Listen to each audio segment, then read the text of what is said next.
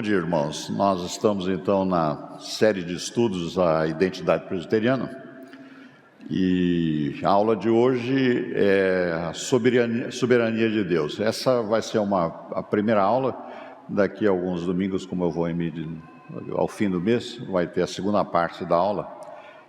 E então nós vamos iniciar essa aula lembrando de alguns versículos, algumas instruções bíblicas.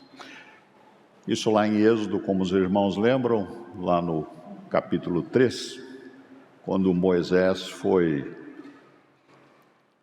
chamado lá à presença de Deus na sarça ardente, quando ele vivia lá na terra de Midian. E aí Deus havia instruído para que ele fosse falar com o faraó, que Deus tinha decidido libertar o povo, tendo ouvido o seu clamor.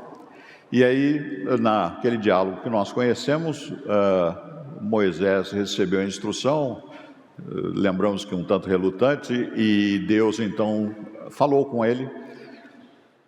E aí Moisés perguntou e o povo vai acreditar em mim, né? Aparecendo lá distante, toda a história de Moisés lá, de fugido do Egito, etc. E aí disse Deus a Moisés, aliás, o contrário, disse Moisés a Deus. A primeira parte Deus já tinha falado com Moisés. Disse Moisés a Deus: eis que quando eu vier aos filhos de Israel e lhes disser, o Deus de vossos pais me enviou a vós outros, e eles me perguntarem, qual é o seu nome? O que direi? Aí disse Deus a Moisés, o eu sou, o que sou, e disse mais, e assim dirás aos filhos de Israel, o eu sou me enviou a vós outros. Isso está lá nesse trecho de Êxodo. Um outro texto também que está, digamos, relacionado com o tema que nós vamos tratar hoje, é também Isaías, numa circunstância também dramática lá de Israel, disse Deus a Isaías e a todos, né? E jurou o Senhor dos Exércitos, dizendo, como pensei, assim sucederá. Determinei, assim se efetuará. E mais um texto lá de Jeremias, quando Deus instrui a toda a raça humana e ao povo de Israel e a nós, eu fiz a terra, o homem e os animais que estão sobre a face da terra, com o meu grande poder e com o meu braço estendido. Então, esse vai ser o tema da soberania de Deus que nós vamos tratar.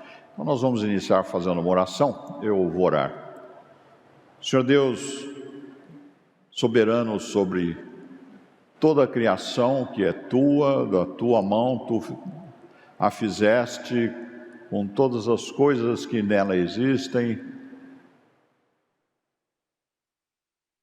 todos os elementos que tu determinaste que fosse criado pela sua poderosa vontade. Tu, Senhor Deus, que é o nosso Senhor, que nos criaste para te servir, pedimos, Senhor Deus, que tu abra as nossas mentes para que possamos compreender a revelação que tu deste a nós através da sua palavra. Pedimos, Senhor Deus, que pela iluminação do Teu Santo Espírito sobre cada uma das nossas mentes e particularmente, Senhor Deus, na minha, que estou com o encargo de apresentar esse tema, que expresse a Tua vontade. E pedimos isso, Senhor Deus, na confiança que temos em Ti, do Teu poder, da Tua misericórdia, e mais ainda, Senhor Deus, que podemos nos apresentar perante Ti, porque Jesus Cristo pagou as nossas dívidas que temos e que tínhamos perante Ti. E por Ele, Senhor Deus, pedimos essas bênçãos, em nome de Jesus Cristo. Amém.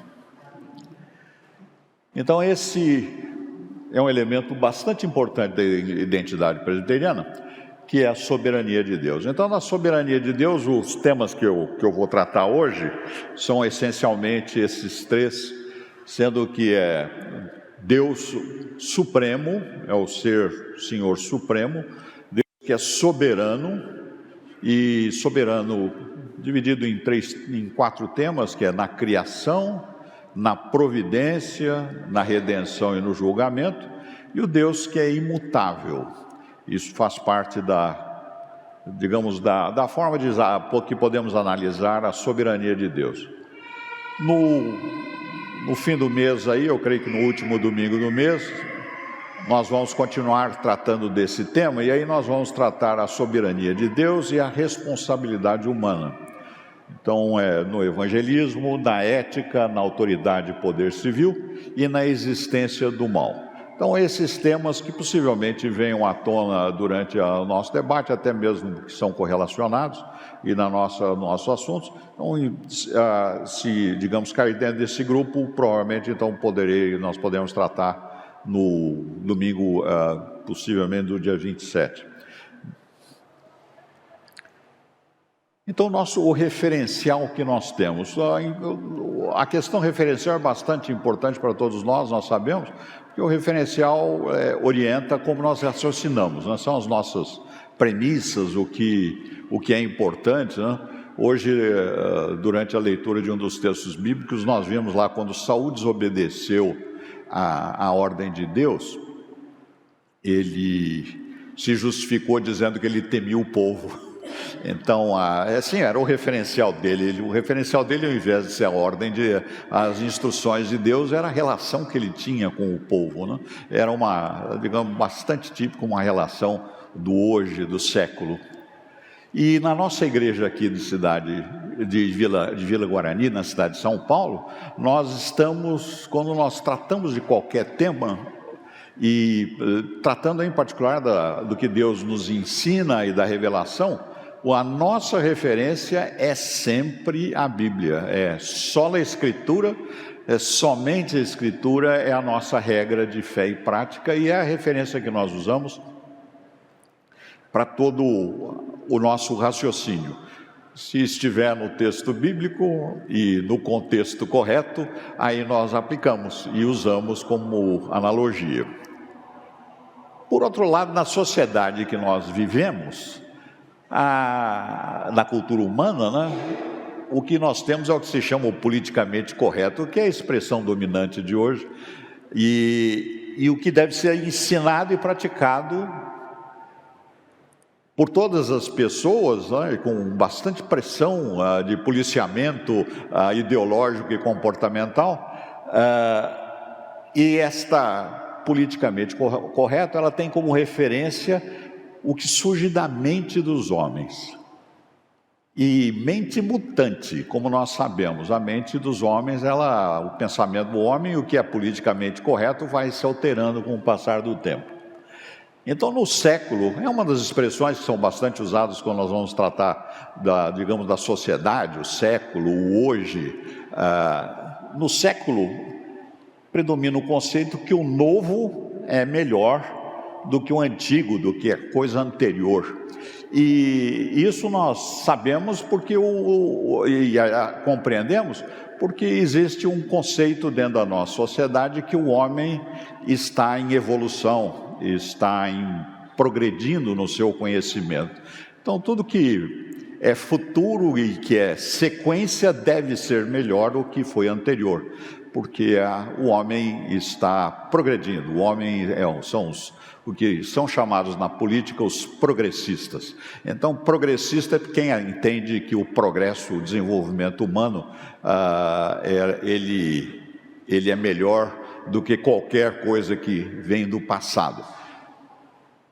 Aliás, tem até um problema quando nós chamamos aqui na mente dos homens é que, segundo a crescente aceitação que nós temos hoje dentro da nossa sociedade, da proposta progressista, que a identidade de gênero é escolha individual, e aí originalmente conhecíamos o masculino, o feminino, e agora já temos a condição de gênero neutro, indeterminado, o cisgênero quando a pessoa resolve adotar o gênero, digamos, do seu nascimento, o transgênero quando ela resolve mudar de gênero, e o não binário é uma pessoa que tem uma condição terceira ainda para essa questão. Sem dúvida, vão surgir outras definições a respeito de gênero, não? Do que é gênero. E então a expressão homem sequer deve ser usada para representar a humanidade, porque na condição e no pensamento atual, a humanidade deveria ser identificada como neutra, sem gênero. E, irmãos, isso é uma peculiaridade. Quando eu estava fazendo alguma pesquisa, esse não é o meu setor de principal interesse, eu me dei conta que essa é a posição adotada em princípio, pelas Nações Unidas, a humanidade. Atualmente, eles já estão adotando essa questão de que escolha de gênero, de neutralidade de gênero, etc. E era um ponto que, algumas décadas atrás, sequer havia sido pensado. É um dos raciocínios do pensamento progressista, do pensamento evolucionista. Evolucionista não só da questão das origens das espécies, mas da evolução do pensamento humano, que sempre vai crescer. Os irmãos devem ter talvez alguns notado que algumas semanas atrás surgiu uma discussão bastante grande em uma universidade lá no Nordeste, lá dos Estados Unidos, lá no estado de Maine, quando uma professora, no início das aulas, lá numa área de antropologia e sociologia, iniciou as suas aulas dizendo que estava tratando, então, de um tema ligado ao gênero da raça humana, masculino e feminino. Bom, o que aconteceu foi particularmente uma insurreição da classe, que devia ter de 80 a 100 alunos, onde a maior parte delas, assim, 80%, rejeitou a proposta que existem somente 2 gêneros. E aí entrou numa grande discussão muito peculiar e interessante, e a consequência primária foi que a direção da universidade resolveu criar um outro curso paralelo para as pessoas que não aceitavam ou que tinham outro ponto de vista quanto ao gênero. Ou seja, irmãos, essa questão de gênero é uma questão que, digamos, bastante clara e relacionada com o pensamento humano. E aí, por que eu trago essa discussão aí para comentar do gênero? É para apontar a imensurável distância que nós temos entre a vontade de Deus soberana, o que Ele revela e como Ele fez a criação, e o pensamento do ser humano, da criatura. E aí a referência que nós temos, que digamos que é o estabelecimento da norma de gênero, Deus, lá em Gênesis, no primeiro capítulo, criou Deus, pois, o homem à sua imagem, a imagem de Deus, e o criou homem e mulher. E o gênero masculino e feminino, não existe gênero indeterminado, neutro, transgênero, cisgênero, que eu decidi ficar no gênero que eu fui nascido, etc. Então essa é uma imensurável distância. O pensamento de Deus realmente é elevadíssimo comparado com o que vai na mente humana, progressista inclusive. Então, o primeiro ponto é a questão que nós vamos tratar do Deus Supremo, e relacionado com aquele texto do eu sou o que sou. E o eu sou daquele texto que nós vimos é que ele mostra que Deus transcende toda a sua criação. E nós sabemos por aquela expressão e pelo texto que nós temos acompanhado que Deus transcende a criação. Ele não é sob a criação, ele não está na criação, ele não é função da criação, mas Deus se faz pessoal e conhecível, cognoscível que é a expressão, mas Deus se faz conhecer.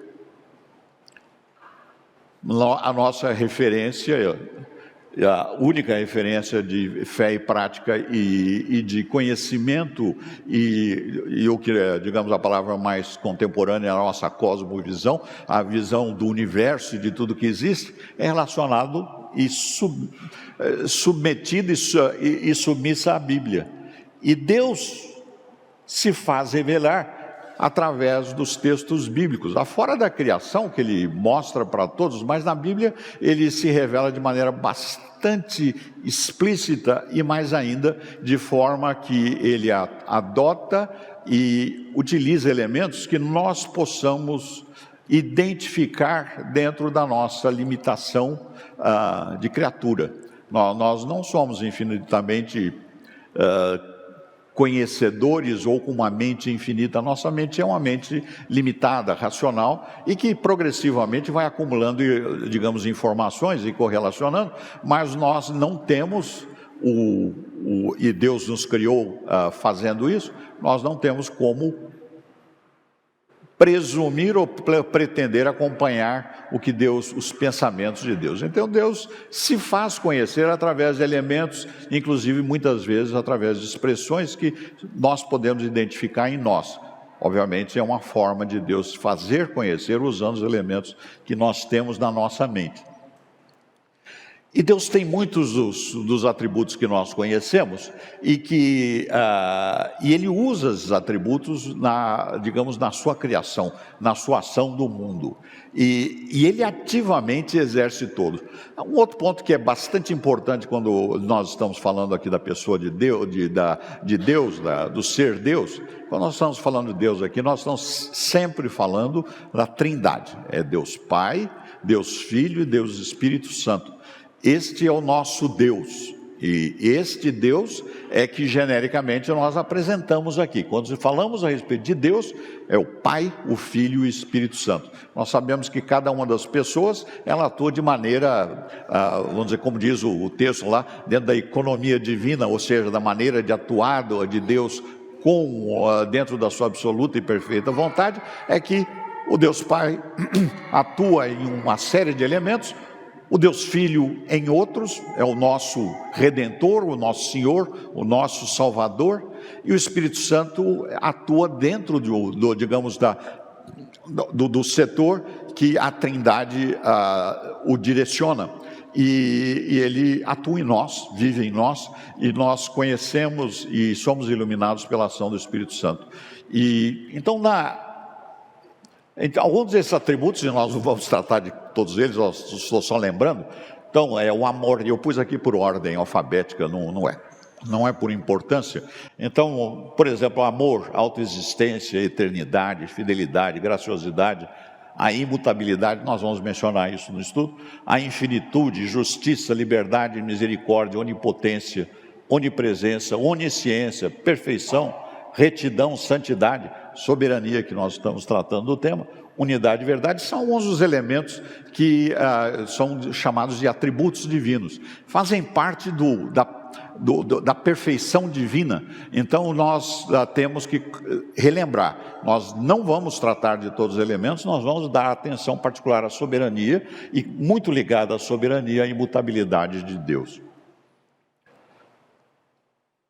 E aí, quando Deus Supremo, ele, digamos, o ser supremo do universo, e veja, supremo no sentido não porque há possível comparação, é porque não deve haver debate ou discussão quem é o Supremo. O Supremo é Deus, ele é o ser supremo do universo, e não é, digamos, não é possível fazer comparação, ou seja, digamos, somos 0,1% de Deus, 0,3%, não. Nós somos imagem da perfeição e do poder soberano e supremo de Deus. Mas nós não somos Deus, nós somos criatura. E esse Deus Supremo, pela sua perfeita vontade, decidiu nos adotar como filhos, e sendo nós criatura. E Ele, na pessoa do Filho,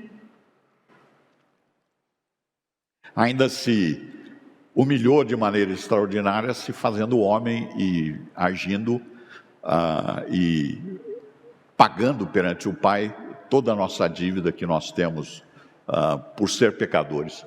Então, o eu sou, quando ele apresentou isso foi a primeira vez que surgiu essa palavra, que tem certas relacionamentos lá com o Jeová, Yahvé, depende da maneira que alguém pronuncia, mas Jeová, isso tem a ver com isso, digamos, com essa expressão. No hebraico existem letras que são muito parecidas com o eu sou, então esta é a origem dessa denominação. Antes disso havia registros de Adonai, etc., o Senhor. Então essa foi a primeira vez que surgiu na revelação, digamos, bíblica, essa expressão do eu sou, que é relacionado com o que nós usamos de Jeová ou Jafé. E ele é um ser totalmente independente, suficiente em si mesmo, porque ele é. Nós somos criados, nós passamos a ser, nós não éramos, Deus é. E é interessante para nós essa expressão, porque o ele não é antes ou depois, ele é permanente, é imutável, é sempre. O eu sou não é total, completamente Deus, e mais ainda, nesse texto ele ainda se comprometeu a estar presente junto com o povo que estava sendo liberto. Então ele é inclusive o eu sou o que é, na promessa de estar com o seu povo e de redimir.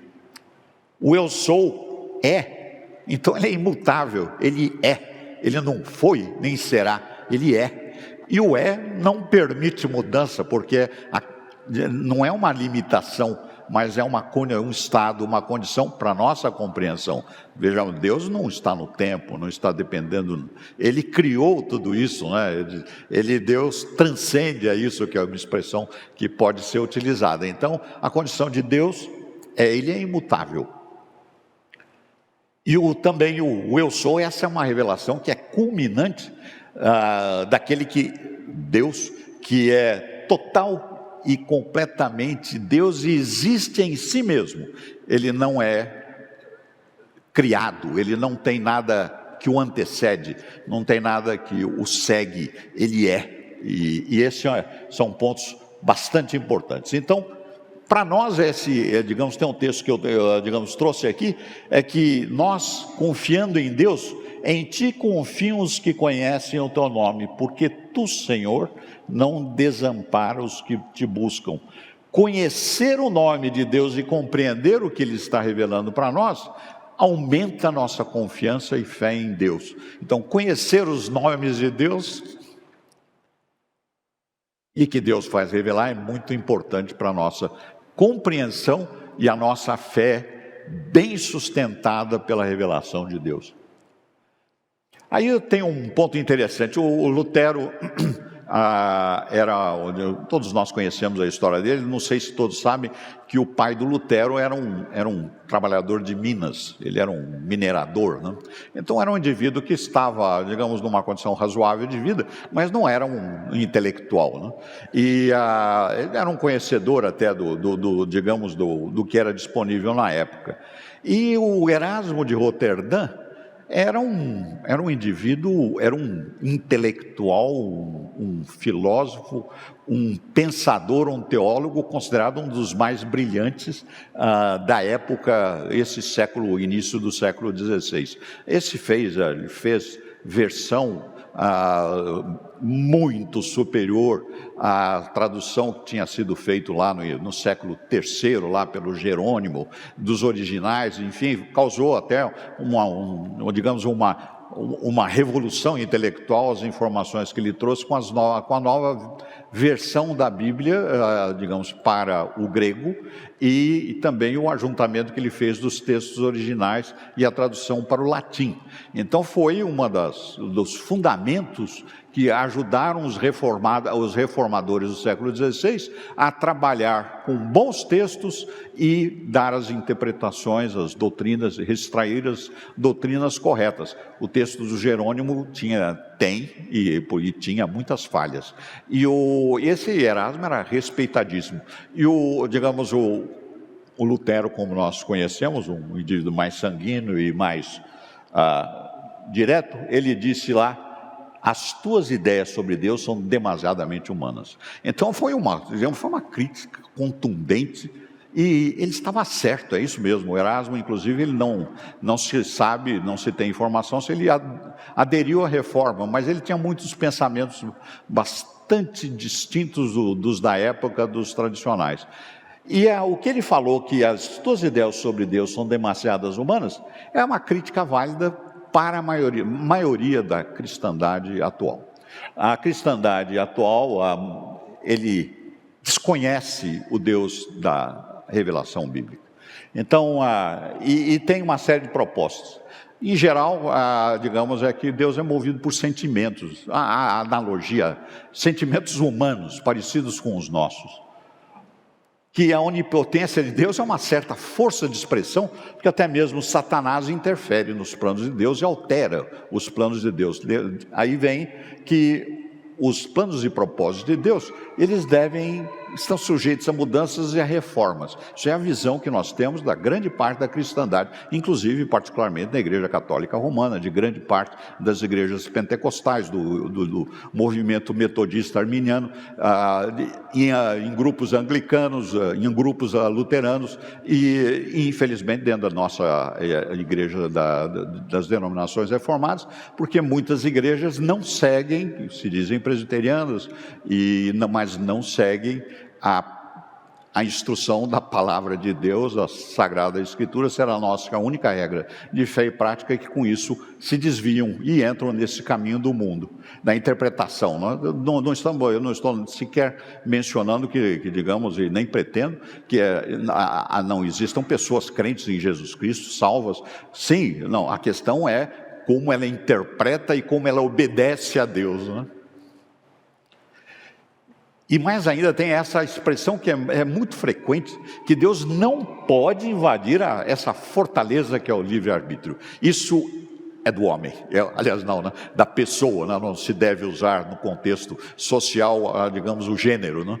Então, e mais ainda, rejeita a expiação absolutamente eficaz de Jesus Cristo, e interpreta aquilo como um remédio que pode ou não ser tomado. Isso é, digamos, o conhecimento que nós temos na sociedade. E ainda rejeita a irresistível obra do Espírito Santo sobre nós, que é o novo nascimento, e isso se torna uma metamorfose, é transformado para que a transformação espiritual e, digamos, irresistível do Espírito Santo, isso daqui passa a ser um oferecimento que o pecador pode ou não aceitar em função do seu bel prazer. Então, pois não. Essa leitura, a nossa irmã Denise está lembrando que Jó, digamos, já tratava desse tema quando ele perguntou onde está, Deus perguntando para Jó, onde estavas tu quando eu lancei os fundamentos da terra ou da criação? Isso digamos, é uma questão que Deus fez, apresentou para o Moisés para ele se dar conta naquele debate e naquelas circunstâncias que ele estava vivendo a respeito de quem é o Criador, quem é o soberano. E digamos, o soberano não é o homem. Nós, irmãos, para todos nós, eu creio que isso não vai ser surpresa. Nós não somos os senhores da nossa vida, entendeu? Quem é o Senhor da nossa vida é o Criador. E ele, digamos, Jesus Cristo nos lembra lá com aquela parábola lá daquele fazendeiro imprudente, pensava que ele estava com a sua aposentadoria garantida. Então, aí diz lá, e o que reflete toda essa afirmação, inclusive dentro desses grupos de crentes que não estão conhecendo a Bíblia, né?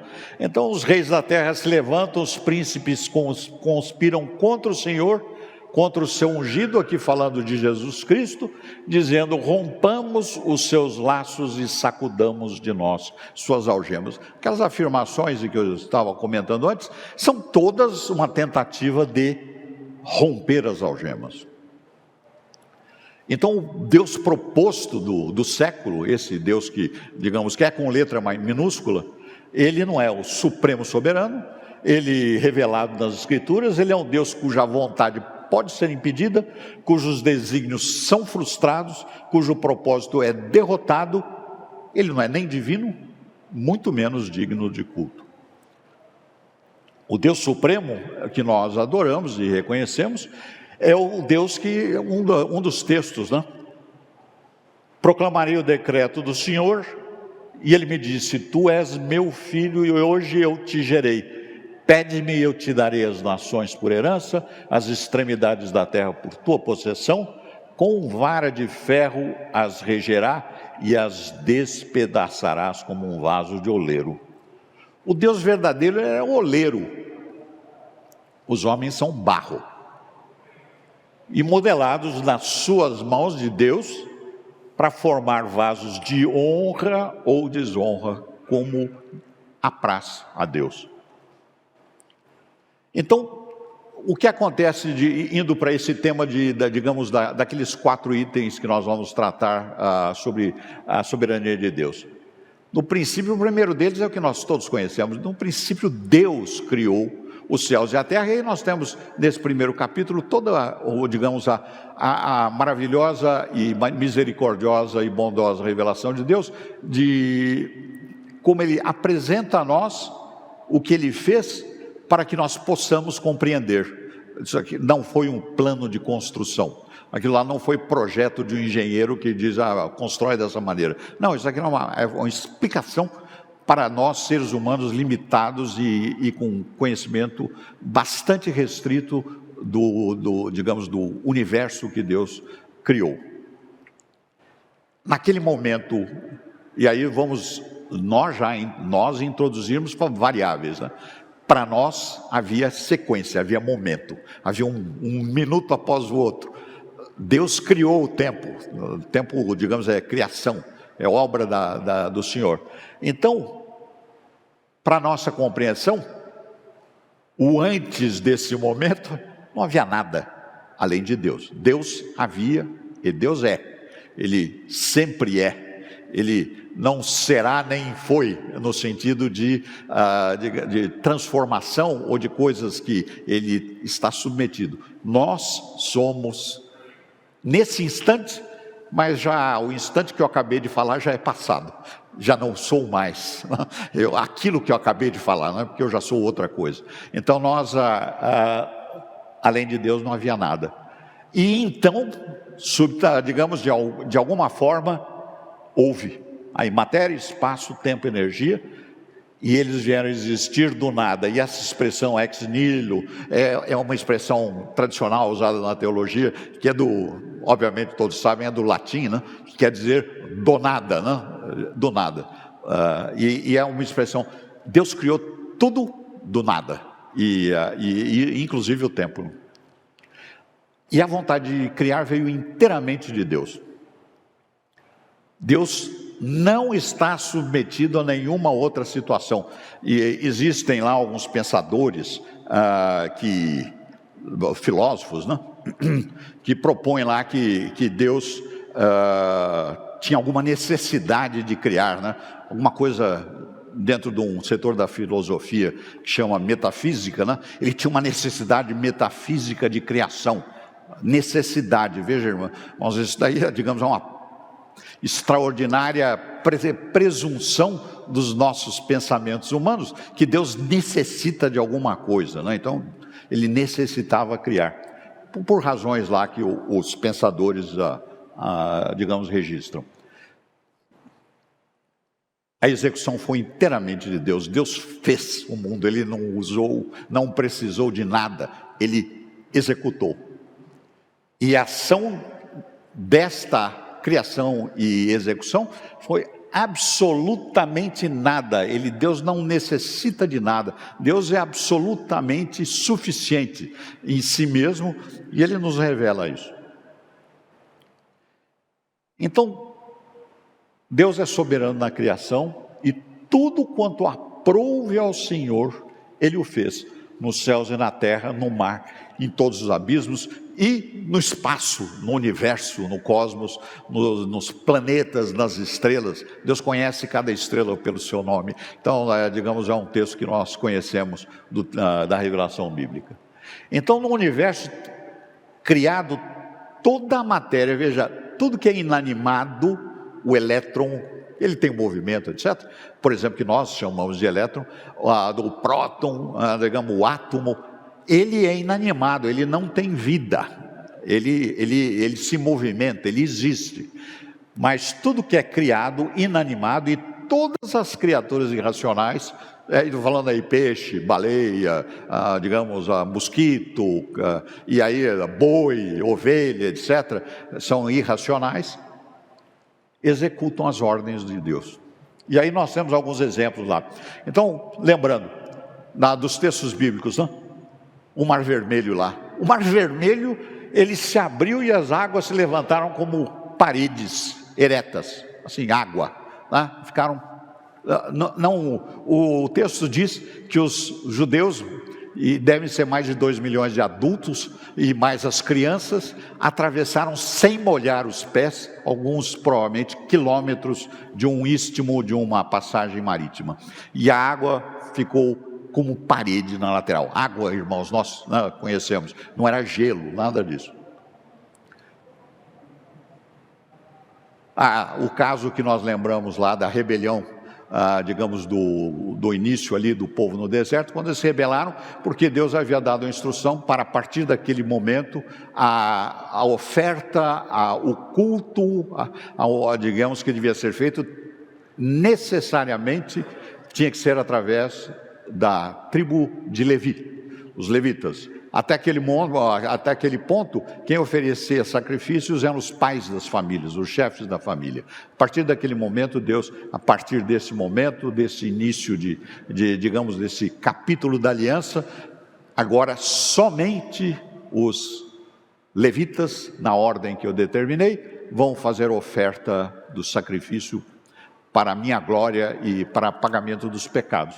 E aí um grupo de pessoas lá, pelo menos 400, se eu não me recordo do tema lá, famílias se rebelaram, disseram que eles não aceitavam isso. Aí eles se ajuntaram a um determinado lugar lá na frente da tenda, depois de muita insistência de Moisés, de Arão, de todos, para que eles não fizessem aquilo, eles foram irredutíveis. Falaram, não aceitamos, nós vamos continuar fazendo a adoração como nós queremos. Bom, se ajuntaram ali na frente, a consequência aí, Moisés e Arão perguntaram numa última vez, vocês rejeitam a instrução de Deus? E eles disseram assim. E aí a terra se fendeu e os rebeldes foram tragados vivos para o abismo. Caíram no meio da terra. Então esse é um tema interessante, está lá no capítulo 16 de Números, se vocês quiserem acompanhar. Aí teve a vez lá, que numa batalha lá que eles estavam tendo, por pedido lá do Josué, o sol parou e o povo de Israel continuou vencendo a batalha. Teve uma outra vez lá também, com Acaz, né? A questão lá de Elias, etc., que também o sol parou lá para demonstrar o poder de Deus. Ou seja, Deus tem poder sobre os seres inanimados, também tem poder sobre os animais. Você lembra, o Elias foi alimentado pelos corvos, quando ele fugiu do Acaz, né? Então lembram lá que eles levavam, inclusive, levavam carne, levavam pão. Então era que eles levavam sementes, eles levavam a comida que o Elias estava acostumado a comer. Então era uma coisa bastante interessante, está no texto bíblico. Se vocês quiserem ver lá, capítulo 17. Aí Deus enviou o anjo que fechou a boca dos leões. Os leões, ferozes animais, provavelmente muito famintos, eles nada fizeram com Daniel. Aí nós sabemos da sequência da história, o que aconteceu lá com o pessoal que tinha injustamente acusado o Daniel. Também tem, no grupo dos inanimados, nós temos a ineficácia do fogo daquela enorme fornalha que matou os soldados que jogaram os judeus lá, os 3, para dentro da fornalha. E aquela fornalha não fez nada, aquele fogo de calor extremamente elevado, como nós sabemos, isso está em Daniel 3. Então os irmãos lembram que eles sequer tinham cheiro de fumo quando eles foram retirados de lá. E naquela ocasião, como lembram lá, o Nabucodonosor mandou lançar 3 e eles vinham 4 pessoas lá dentro. Então foi bastante interessante a história, o registro, né? Aí passando para o próximo item, Deus na providência. E nós vemos que Deus tem controle da criação. A criação é dele. E as coisas se submetem a Ele. Eu não coloquei aí, que nós vamos tratar um pouco mais adiante, mas a nossa vida, nós também.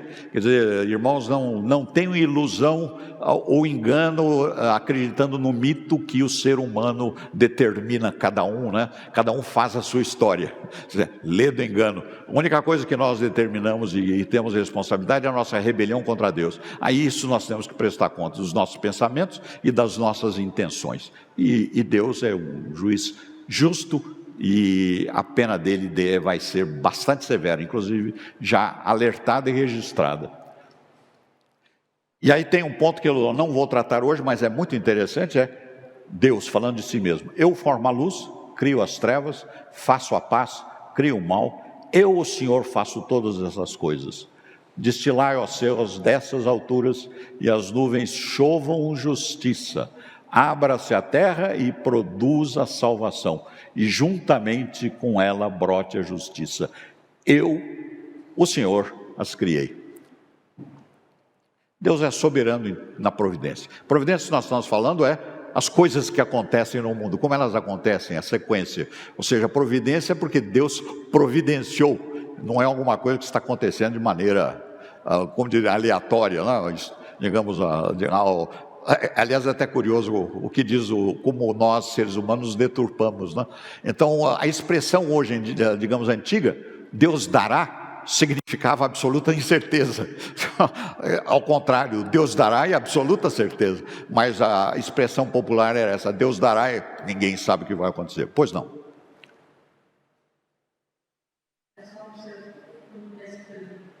Deus criou o mal, seria o juízo? Isso vai ser tratado no domingo, dia 27. Era uma das perguntas que eu tinha antecipado. Não, digamos, é referente ao mal. Você lembra lá, o último item lá é a existência do mal. Então, é um tema bastante relevante, não é uma coisa que altera nada, mas é que ele está no contexto, não de Deus, mas das criaturas. Então, digamos, para não criar vamos dizer, uma curiosidade que é muito grande, porque é o problema que nós temos, é o pecado, né? A desobediência a Deus, o mal, o pecado que habita em nós. Então essa é uma questão que nós temos muita percepção e consciência, e nos perturba, nós os crentes. Aos que não aceitaram Cristo é absolutamente indiferente. O mal é a condição de vida normal. Para os crentes perturba muito. Então, mas nós vamos tratar, se Deus quiser, daqui a 2 domingos. E Deus é onipotente, onisciente, onipresente, todo-poderoso, e cada uma daquelas variações lá que eu estava comentando, que eu pus lá umas 30, ou acho que 20, desculpa, não, e tem outras descrições dos atributos de Deus, elas todas são variantes da soberania. Deus é o ser supremo, Ele é o soberano, não é, digamos, um governante que é substituído pelo Congresso. Não, Ele é o soberano, Ele cria, Ele tem o poder sobre tudo e sobre todas as pessoas e todas as coisas. E esse poder dEle, e o conhecimento e a presença de Deus, eles garantem para nós, né? Ou seja, isso é demonstração por que os desígnios de Deus são cumpridos. É porque Ele está presente, Ele tem todo o poder, então a vontade dEle é feita. A Dei lá, pode dar lá um microfone para a Dei? Obrigada.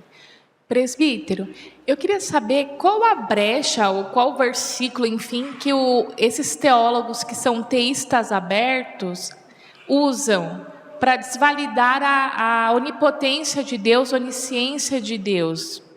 Os textos? Isso. Olha, tem uma série deles, se você, digamos, aceitar, eu posso, digamos, passar para você. Eu, inclusive, todos aqueles textos que eu falei dos atributos de Deus, etc., eu tenho os textos, alguns textos, 2, 3, 4 textos de cada um deles. Eu não entrei aqui porque, digamos, pela extensão do assunto, né? E são diversos textos que existem. Então, se você depois, nós pudermos conversar, você me passa lá o endereço, eu passo para você os textos, e também para todos os irmãos que se desejarem, por favor, se informem, eu repasso as informações de cada um dos textos que podem ser usados, e não são só esses que eu tenho, mas existem diversos outros que falam sobre os atributos divinos e do poder. Porque assim, hoje a gente tem na Bíblia, a gente lê, a gente entende que Deus é soberano e incontestável aqui para esse grupo, graças a Deus por isso. Mas assim, tem algumas igrejas, alguns teólogos que acreditam que Deus ele acaba sendo de certa forma limitado, né? Que é a questão do teísmo. Deus, como se Deus fosse limitado, que é o que o teísmo aberto. Com isso Deus não se importa, ou isso Deus não vê e tal. Eu queria saber assim, qual é o versículo que eles usam para enganar, assim, como fundamento para a teoria deles, entendeu? Tá bem, aí digamos, a posição dos outros eu vou estudar, aí eu passo para você. Pois não. Já entrando nesse tema, presbítero, acho até lembrei daquele livro da editora Cultura Cristã, que é A Soberania Banida, né, no qual o autor ele traz ali dizendo do teísmo aberto, que o começo do teísmo aberto é justamente esse movimento de sinergia do arminianismo, porque eles não podem sustentar a sua posição e eles chegam às últimas consequências, que é o teísmo aberto. Eles não podem conciliar a onisciência de Deus, a soberania dele sobre todas as coisas, a providência, né? E ao mesmo tempo esse livre-arbítrio, esse autonomismo, seja de humanos, seja de potestades. Então eles acabam se degradando teologicamente, né, a sua teologia, e caindo no teísmo aberto. E a inconsistência também de alguns teólogos que sustentam a providência de Deus em alguns aspectos e outros não. Negam que Deus sustenta algumas coisas e quando se trata de outras acabam falhando nessa questão. Tá, muito obrigado. Como diz, eu vou fazer uma leve menção a respeito de teísmo aberto e teísmo livre-arbítrio no próximo slide, mas tem exatamente a ver com isso. Isso aí é fruto do erro de interpretação da palavra de Deus. E entre esses erros nós temos então o que foi sintetizado lá pelo Armínios, e aliás até pouco pelo Armínios, muito mais pelos seus sucessores que se denominaram discípulos de Armínio, e que eles se afastaram da soberania de Deus e de Deus ser o supremo ser. Passou a ser um ser subordinado ao contexto. Então, ou seja, o universo tem mais poder, vamos dizer assim, é mais poderoso que Satanás, não é o soberano sobre todas as coisas. Mas esses textos a respeito de um futuro aberto, etc., existem alguns estudos dos defensores, existem também estudos de irmãos na fé que criticam e apontam os equívocos. E aí, digamos, eu vou tentar fazer uma verificação para dar algumas sugestões de artigos ou livros. Mas muito obrigado, Lucas, pelo seu comentário. E Deus superintende, porque ele é Deus presente, ele superintende todos os eventos e ele, digamos, a presença dele, a vontade dele, está absolutamente assegurando a concretização da sua vontade e dos seus desígnios. Então, aqui é o ponto que eu ia entrar, e eu vou comentar em seguida sobre essa questão dos arminianos e dos teístas abertos. Esse texto em Números é bem interessante, e tem outros paralelos, que diz lá que Deus não é homem, e esse é um grave, talvez, digamos, é o centro. O ser humano, ele se colocou no centro do universo. Isso já há tempos, há séculos, milênios, mas particularmente no período do iluminismo ali, quase que paralelo à reforma, em que se estabeleceu que o ser humano é a referência do cosmos. Então, aí Deus está instruindo o povo de Israel, aqui em Números, 1500 anos antes de Cristo, né? Então ele já está dizendo que Deus não é homem.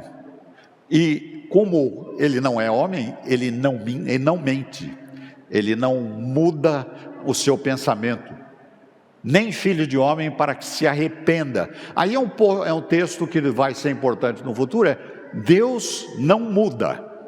Então o arrependimento que nós vamos ver é figura literária para a nossa compreensão de ser humanos limitados.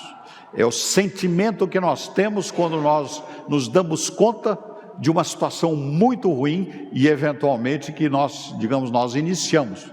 Mas Deus não se arrepende. A salvação por Jesus Cristo foi determinada antes da criação do mundo. Então não é porque Deus não sabia o que ia acontecer, ou ele ia ter que quebrar o galho ali para acertar alguma coisa. Não, o processo, e aí vem a expressão, eu crio o mal, no sentido não, que Deus não vai pecar, não vai contra si mesmo, mas essa circunstância do mal, de Satanás, do pecado, está tudo sob a soberania de Deus. Não existe nada no universo que não esteja sob o poder de Deus. Deus não faz o mal, Deus não pratica pecado, Ele não vai contra si mesmo, Ele não volta atrás, não mente. Pois não, Vera? E dentro dessa linha a gente pode pensar assim, o homem humaniza Deus, e o contrário, o homem endeusa o homem. Por exemplo, nessa frase que eu estou pensando, não sei se faz sentido, que quando o homem fala que quando o homem morre, ele sai do tempo. Estaria errado isso também? Desculpa, mas eu não entendi bem. Põe um pouco mais perto da sua boca. Está errado a gente falar, quando o homem morre, ele sai do tempo? Bom, aí eu vou, sem querer ser impertinente, o homem não morre. Quem morre é o corpo. Então, nós temos vida eterna dada, recebidas por Deus. Quando nós deixamos esse corpo, então os crentes, nós somos libertos do pecado, porque o pecado, pela expressão e pela instrução bíblica, ele habita no corpo, na vontade, e nós recebemos uma nova vida, e essa nova vida não está em pecado, mas ela é nossa personalidade, é nosso ser. Então nós convivemos com o pecado e nos conflitamos com o pecado que está no nosso corpo, na nossa pessoa. Quando o corpo morre, o pecado fica no corpo, dos que aceitaram Cristo e que morreram com Cristo. Os que não aceitaram com Cristo, o pecado é parte do seu ser, passa a integrar continuamente. Então, depois que morre o corpo, eles não estão livres do pecado. Vide o caso do rico, na parábola do rico e de Lázaro. Eu espero que eu tenha atendido a sua pergunta. Eu percebi que não respondi diretamente o que você perguntou.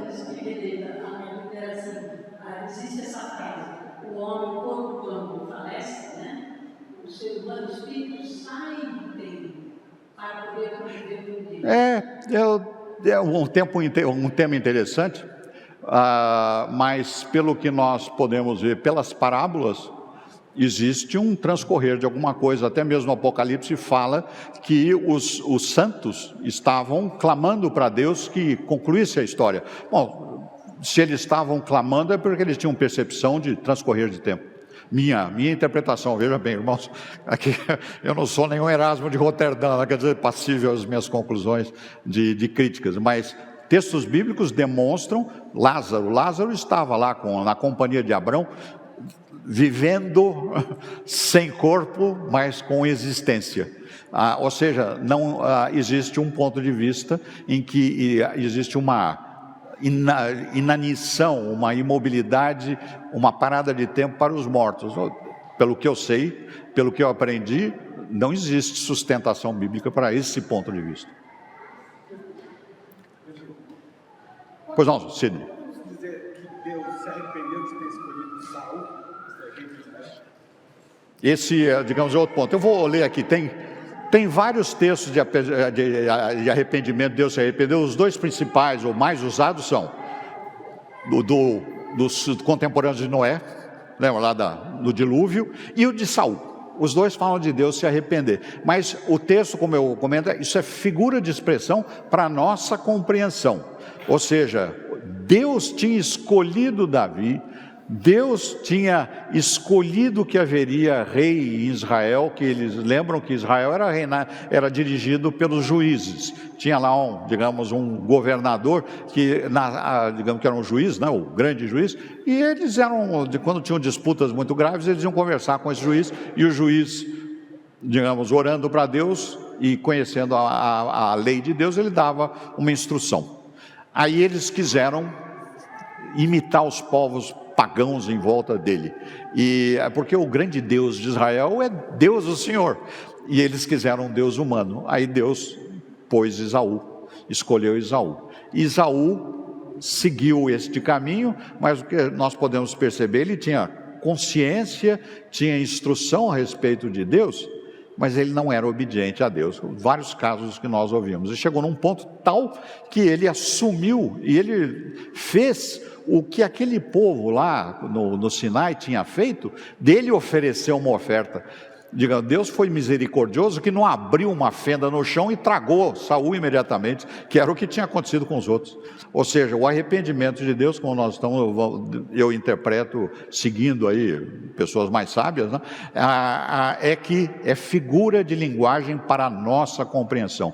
Digamos, o sentimento de Deus, aquilo foi muito penoso, muito triste para Deus, o que fez Saul. Quer dizer, causando um sentimento, vamos dizer, que Deus nos transmite, que nós teríamos como se tivéssemos nos arrependido de um ato muito importante na nossa vida. Então é figura de linguagem para que nós compreendamos o grau do sentimento do efeito no amor divino e da misericórdia de Deus, quando aqueles eventos se deram. Mas Deus tinha já escolhido o Davi muito antes, Deus tinha escolhido Jesus, e ele ia encarnar na descendência de Davi, que foi sucessor digamos, de Saul. Então, o plano de Deus não houve mudança, quer dizer, o arrependimento é figura de linguagem. Então essa é a colocação.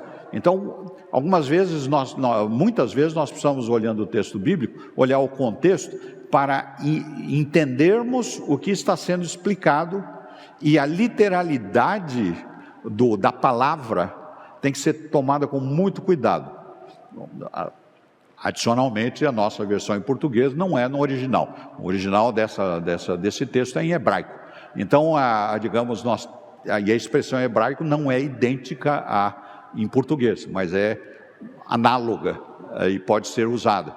E tem várias expressões nos textos bíblicos que ou foram escritos em grego, no Novo Testamento, ou hebraico, ou aramaico no Velho Testamento, que nós temos que olhar com bastante atenção para interpretar. Mas é extremamente importante que qualquer item que nós não tenhamos compreensão, nós pesquisemos. Porque a palavra, a Bíblia, Pedro dizia para todos lá, tem muitas coisas que são complicadas, né? Falando das cartas do Paulo, no Velho Testamento também tem muitas coisas que são complicadas. E nós temos que, com cautela, estudar o tema e frequentemente perguntar, pesquisar, para podermos compreender. E aí eu posso dizer da minha experiência, tem algumas coisas que eu não compreendo, mas eu confio em Deus. Seguindo a nossa... Então Deus vai cumprir o que Ele falou. O Deus da mente humana não conhece todos os eventos, que é o caso que nós estávamos falando. Pois não. Sim.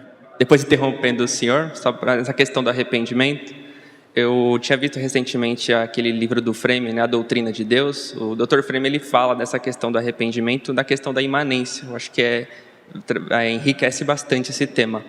Ele até propõe uma pergunta, né, se a mutabilidade seria um atributo de Deus. A princípio a gente fala, não, é claro que não. Mas na questão da imanência, Deus sendo um ser relacional, ele se relaciona com a criatura. Ezequias, por exemplo, ele tinha dito que Ezequias morreria, e depois ele disse que ele teria mais alguns anos de vida. A fala de Deus mudou na questão histórica, na nossa percepção. Nós somos seres relacionais, na imanência, mas na transcendência, Deus é imutável nos seus atributos, no seu decreto. Então são duas coisas que são verdade. Deus é imutável, não é filho do homem para que se arrependa, mas ao mesmo tempo ele é um ser relacional. Ele muda de forma que nós também mudamos no dia a dia, não no sentido eterno, não no sentido dos seus decretos. O Senhor é eterno nos seus atributos, no seu ser, em tudo que Ele é. Mas como nós também mudamos no sentido dia após dia, Ele também muda o seu trato de se relacionar conosco dia após dia, mudando no sentido, na nossa perspectiva, não na perspectiva eterna. É aquela questão de conciliar a transcendência de Deus e a imanência de Deus. Eu achei muito interessante quando ele tratou desse tema no seu livro. Eu achei que seria enriquecedor aqui para esse tema também. Tá bem.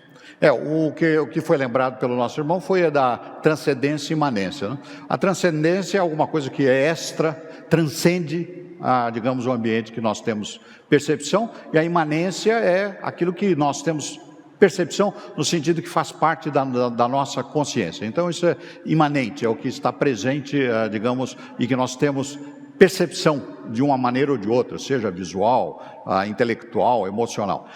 Agora a colocação que tem, que é um ponto interessante, que nós vamos tratar novamente lá no fim do mês, é a questão da imanência. Eu digamos, tenho a compreensão que Deus não muda nem na transcendência nem na imanência. Ele é Deus, e o que Ele explica é o transcorrer do tempo para as criaturas.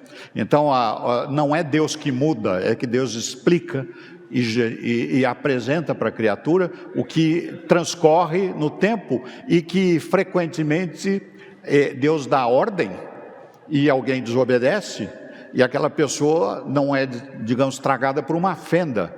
Então, por que ele não foi tragado? Então, essa discussão, digamos, entra no contexto da imanência. Pois não.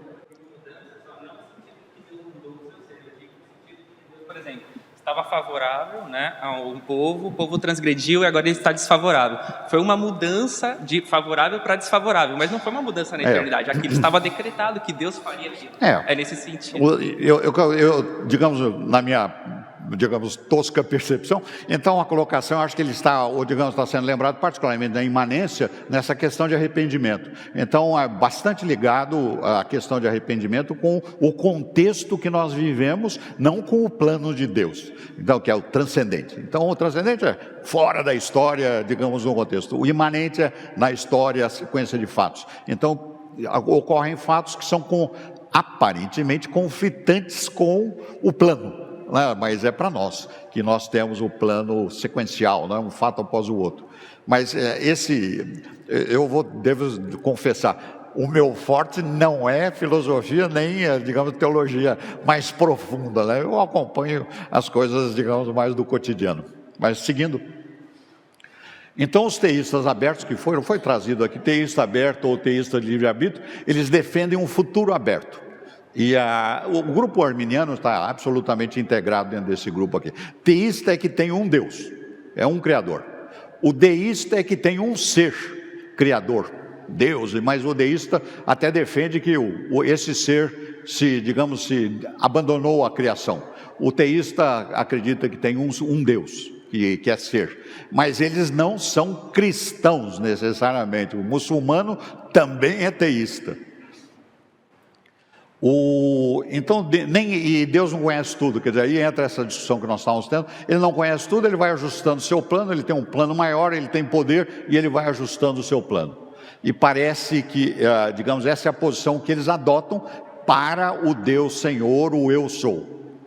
E eles escolhem esses textos aí, como eu tinha comentado, particularmente o Gênesis 6, 7, aqui é Noé, digamos, o dilúvio, e aqui é a questão do Saul e a desobediência. E aí surge essa expressão arrependimento, mas essa expressão é usada no texto como figura de linguagem com um sentido conotativo e não literal. Quer dizer, não é um arrependimento que, puxa vida, não devia ter passado sinal vermelho. Não é isso, não é essa questão, o ato que eu cometi, né?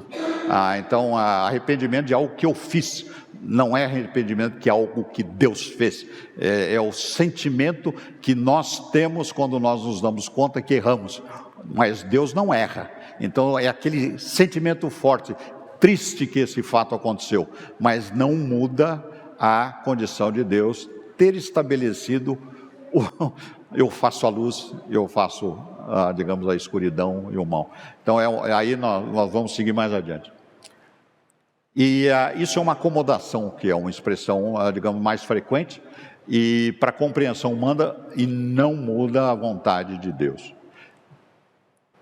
E aí esse é um texto da redenção. E a redenção, nós sabemos, aqui a redenção é um caso, digamos, é uma situação para nós que é muito clara a ação das três pessoas do ser Deus, do Pai, do Filho e do Espírito Santo. Então a redenção, o ato redentor é do Filho, a vontade de redenção é do Pai, do plano, e a transformação, a vida que nós recebemos é através do Espírito. Então é uma ação de redenção, digamos, da trindade de Deus triuno na pessoa do crente, e do eleito antes da criação do mundo. Então, os temas aqui, olha, Ele nos escolheu antes da fundação do mundo, para sermos santos e irrepreensíveis perante Ele. E hoje nós somos vistos por Deus como santos e irrepreensíveis pelo filtro Jesus Cristo, pelo pecado, pela pessoa de Cristo que falou, pecado do Marcos eu assumo. Então Ele me vê sem o pecado que Cristo assumiu. Para a adoção de filhos por meio de Jesus Cristo. E nesse amor Ele nos predestinou para nele sermos adotados por meio de Jesus Cristo, segundo a sua vontade perfeita, beneplácito, para louvor e glória da sua graça, e Ele nos concedeu gratuitamente no amado, onde nós temos redenção pelo seu sangue e remissão dos pecados, segundo a riqueza. Então Deus é absolutamente soberano na redenção. Então esse é um dos pontos muito importantes da soberania de Deus, a redenção. Deus é Senhor, Ele é o soberano, é o Rei, Ele estabelece isso, não nós, pecadores, e que nós somos redimidos enquanto rebeldes. Ou seja, lembra que nós somos instruídos que o rebelde, ele convive com o mal. Desobedecer a Deus não é problema, entendeu? O problema é ir contra a vontade dele ou os seus interesses. Então Deus nos salva e nos redime enquanto nós estamos nessa condição. Aí nós somos transformados pelo Espírito Santo para compreender e conhecermos a Deus como nosso Senhor. Então Deus é soberano na redenção. E aí por isso nós agradecemos a Deus, temos que agradecer a Deus pela nossa salvação, e nós oramos a Deus pela salvação dos espiritualmente incrédulos. Então aí vem, como é Deus que salva, nós devemos, inclusive Deus nos instrui, a orar pelos que estão distantes, pelos que não estão salvos, pelas coisas que agradam a Deus. Então a oração e a eficácia da oração tem a ver com a soberania de Deus na redenção, ou seja, Deus é quem redime. E aí, se o salvar estivesse no livre-arbítrio, por que Deus ia, ou qualquer pessoa ia fazer oração para Deus se quem decide é o pecador? Seria inócuo. Então isso é, obviamente, quer dizer, isso é inconsistente até para arminiano, né? Até para teísta livre, isso não dá para vencer essa barreira, né? Para que orar? Ou agradecer a Deus, né? Não, nem agora, nem agradece a Deus. E aí diz, aí o ponto que nós vamos concluindo, tem esse mais um, no julgamento. E esse é um ponto muito relevante também. Em julgamento, nós temos a sequência. Deus é soberano no julgamento. E aí um texto que é muito, digamos, é muito claro nisso, é lá em Romanos, no 9, tem outros textos também, mas esse particularmente é interessante. E ele diz lá, lembrando o salmo, né, do oleiro: quem és tu, homem, para discutires com Deus? Criatura, como nós falamos algumas vezes, alguém talvez tenha ouvido dos seus pais, né? A criatura obedece, você não é, né? Você passou a ser. Então é isso que Deus está nos dizendo. Quem és tu, homem, para discutires com Deus? Porventura pode o objeto perguntar a quem o fez: por que me fizesse assim? Quer dizer, não, eu até, quem sabe, teve épocas na minha juventude que eu bem gostaria de ter uns 50 centímetros a mais de altura, mas eu nasci com 1,65 m, aliás, atingi isso, graças a Deus, e a colocação é essa. Não, e tem alguns lá que nasceram de um jeito, nasceram de outro, né? Meus ancestrais lá, e pela vontade de Deus, não eram de muito cabelo, então, e assim vai, digamos, nessa interpretação do cotidiano. Mas o fato é esse: por que me fizesse assim? Isso é, digamos, evidentemente que isso é um absurdo herético, é totalmente absurdo, não há sustentação razoável na revelação de Deus para isso. Isso é expressão da condição de rebelião do homem, do seu estado. Ou não tem o oleiro direito sobre a massa para fazer do mesmo barro? Todos nós somos descendentes de Adão, né? E eu tenho por mim que eu sou, né, descendente lá de algum dos filhos de Noé, mas do Adão com certeza, todos nós somos, da Eva, Adão e Eva. A Eva também era de Adão, mas então somos todos nós descendentes de Adão, o barro é o mesmo. E ele pode fazer para honra e outro para desonra. E aí a sequência na questão do julgamento, né?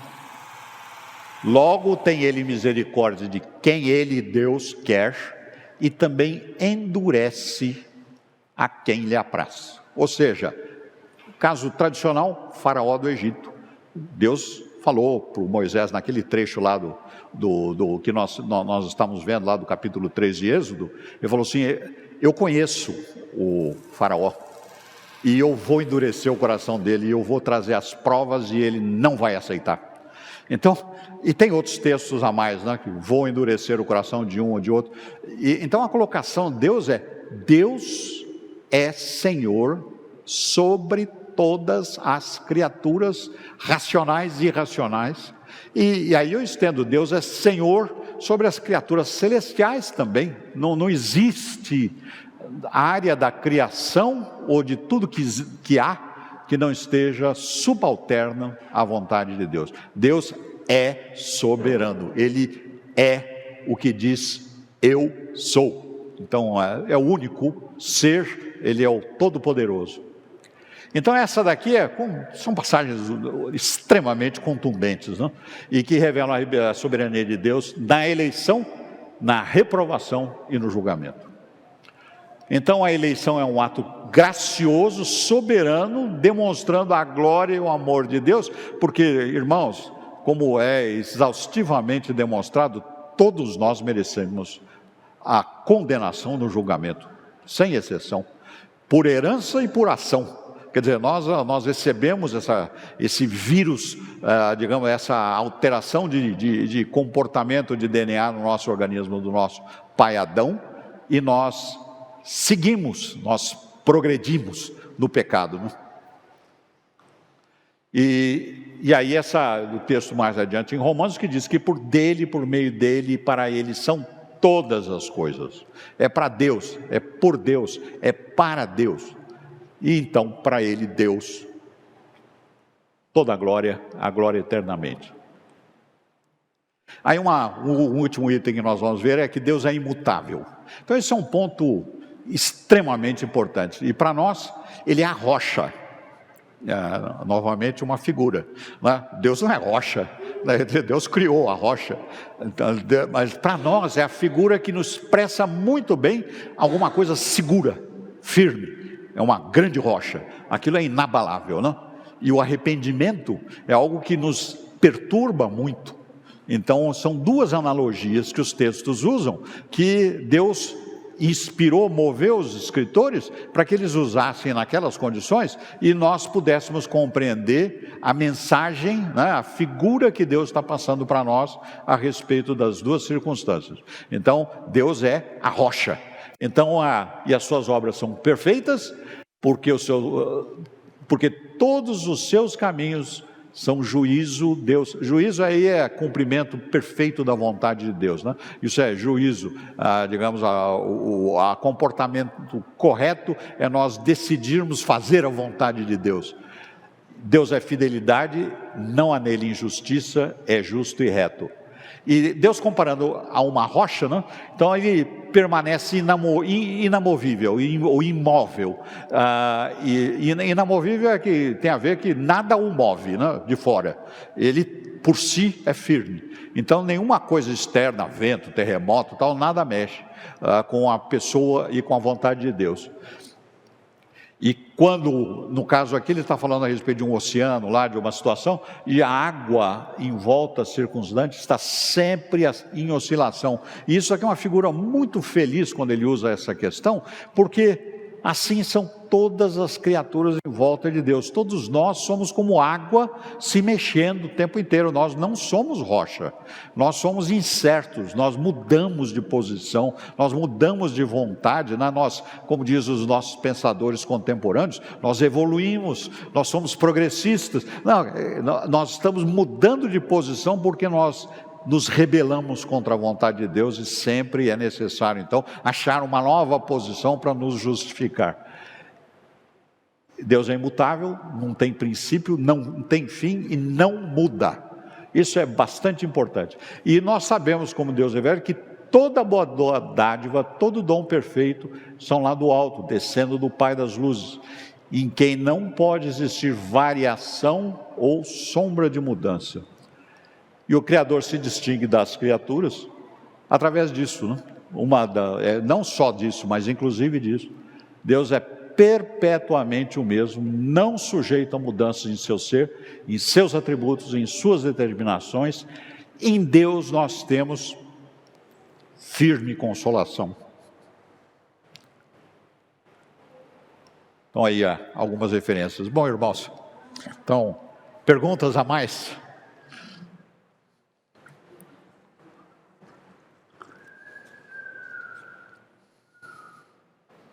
Alguma pergunta? Muito bem. Então vou pedir para o Davi com o microfone para poder fazer uma oração para encerrar a nossa aula de hoje. Grandioso Deus, mais uma vez, continuando na Tua presença, levamos as nossas vozes a Ti em oração para Te agradecer por essa aula onde nós podemos, ó Pai, aprender mais de Ti, saber, ó Deus, da Tua imutabilidade, da Tua infinitude, da Tua soberania. Podemos, ó Deus, aprender muito mais e temos muito mais a aprender. Agradecemos, Senhor, pelo empenho do professor em trazer esse material, em detalhar essas informações para todos nós, para que possamos compartilhar na Tua casa e assimilar, aprender e tomar, Senhor, como base. Sabendo que Tu é imutável, sabendo que Tu é maravilhoso, Tu é benigno, sabendo de tudo isso, que a Tua vontade, Senhor, é soberana sobre todos nós. Sabemos, ó Deus, que Tu tem feito tudo isso, mas é tudo decreto do Teu plano. E por isso nós Te damos graça. Obrigado, ó Deus, por esse estudo. Te pedimos, ó Deus, que Tu nos leve para nossos lares, para casa, para retornarmos logo mais, para mais uma vez estarmos adorando a Ti no Teu lar, na Tua casa. Obrigado, Senhor, mais uma vez. Leva-nos em nome de Jesus, que nós fazemos essa oração. Amém. Amém.